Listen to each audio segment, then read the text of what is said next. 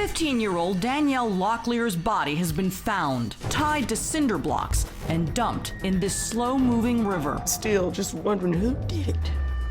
Who did it? Investigators think they know just who did it. Danielle's high school boyfriend, Jamichael Malloy. If you dropped a ping where the river was, it would land on his house because it was that close. Cops swarm Jamichael's house. They find rope and cinder blocks matching the ones wrapped around Danielle's body. If this were me, I'd be losing my mind at all these cops on my property executing a search warrant. But not Jamichael. Just cool as a cucumber. He began to ask questions about our police canine. What kind of dog is it? How old is it? Can I play with him?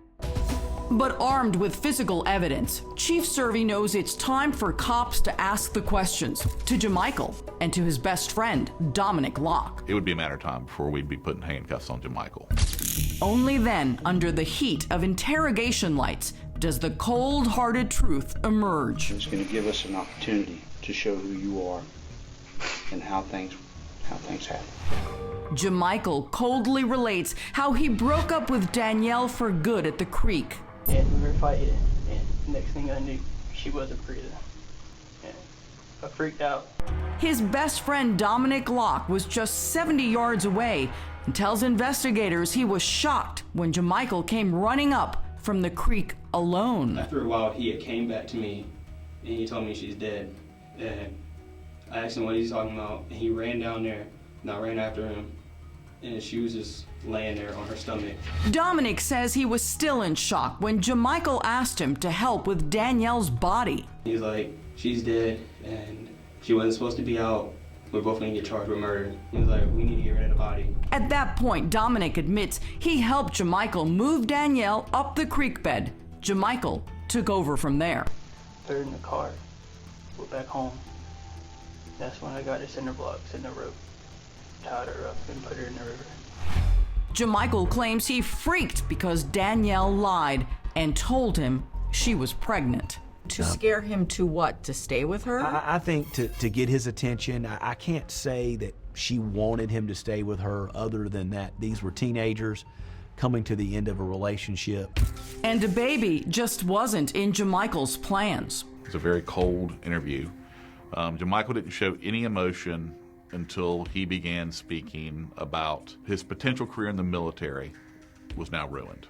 After this happens, all you're thinking about is your life is gone. The only time he cried. I just thought, wow, that's what he's upset about. But Jamichael's matter-of-fact account doesn't fully tell the tale of Danielle's horror. That comes from Danielle's grieving mom, Rona, who tells me the heartbreaking reality of how her daughter died. They had a heated argument out there, like in the woods. Then she turned her back to him, and then he came up behind her, and that's how he, chucked her down. So he ran back to the car, told his friend, she's dead. And the sock? Dominic tells investigators it was one final act to silence Jamichael's girlfriend. His friend said he could not stand the sound that my daughter's body was making. I guess the gases being expelled from. And so I took her boots off and took her sock and shoved it in her mouth. The car was like smelling. He said, put the sock in her mouth. With Danielle silenced forever, they just had one more despicable act. They put her in the trunk of the car. They got cinder blocks and nylon rope.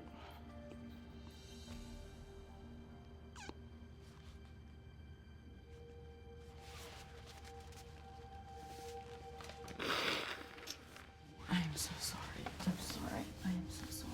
I am so sorry. I am so very sorry. They tied her ankles to cinder blocks and tied the other two around her waist. They took her to a river right down the road and they tossed her in the river.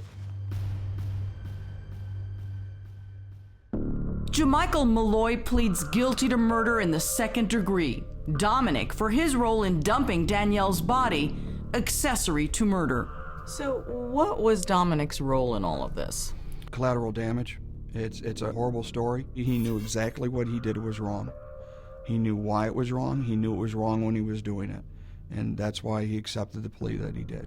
Before his sentencing, Jamichael makes one last attempt to save his own skin, offering this apology to Danielle's heartbroken family.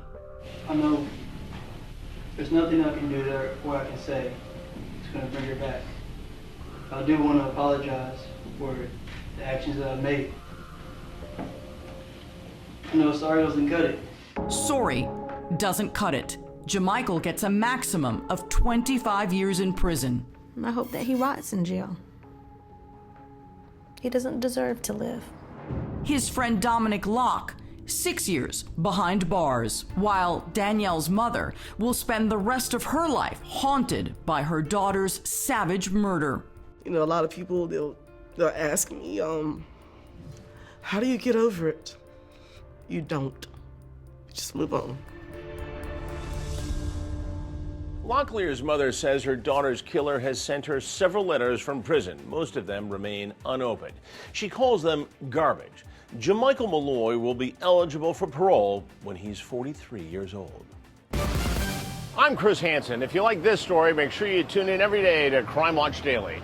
You can find where the show airs in your city at crimewatchdaily.com. Watch it live or record it on your DVR and watch it at night. And to all those criminals out there, remember, we are watching.